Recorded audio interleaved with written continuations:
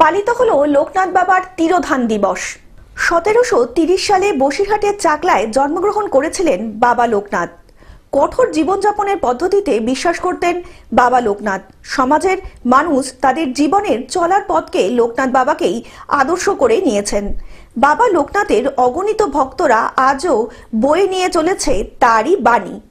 গ্রাম থেকে গ্রামান্তর, শহরের অলিতে গলিতে লোকনাথ দেবের পূজায় ভর্তি হয়েছে। তারই আজকের এই মন্ডল কমপ্লেক্সে বাৎসরিক সুব্রত মন্ডলের বাড়িতে বাৎসরিক লোকনাথ পূজা শুরু হয়েছে বা হচ্ছে। এখনো পূজা সমাপ্তি হতে অনেক বাকি আছে। আপনার নাম? আমার নাম দুর্বাদল ঘোষাল। মন্ডল পরিবারের সদস্য সুব্রত মন্ডল বলেন, বাবা লোকনাথের 135তম তিরোধান দিবস গৌরদহ মন্ডল পরিবার ভক্তি ও শ্রদ্ধার সাথে পালন করলো। অন্যদিকে বাবা লোকনাথের তিরোধান দিবসে রাজ্যের সমস্ত লোকনাথ মন্দিরগুলোতে উপচে পড়েছিল ভিড়। তার সাথে সাথে গৌতম মন্ডল পরিবারও প্রচুর পরিমাণে ভক্তরা পুজো অর্চনাও নারায়ণের সেবায় ব্যবস্থার মাধ্যমে পালিত হলো লোকনাথ বাবার উৎসব। বাবা লোকনাথ বলতেন, মানুষের মনটা একদম নরম, মিষ্টি এবং ফুলের মতো সুগন্ধি করে তুলতে।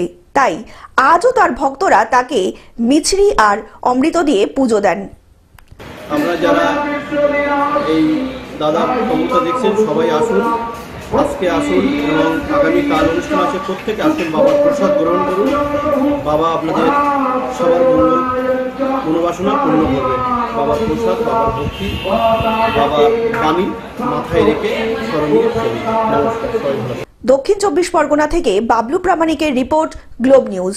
এখন থেকে গ্লোব টিভি দেখুন আপনার স্মার্টফোনেও। গুগল প্লে স্টোর অথবা অ্যাপল স্টোর থেকে ডাউনলোড করুন গ্লোব টিভি লাইভ অ্যাপ। এছাড়া জিও টিভি অ্যাপ থেকে দেখুন গ্লোব টিভি লাইভ।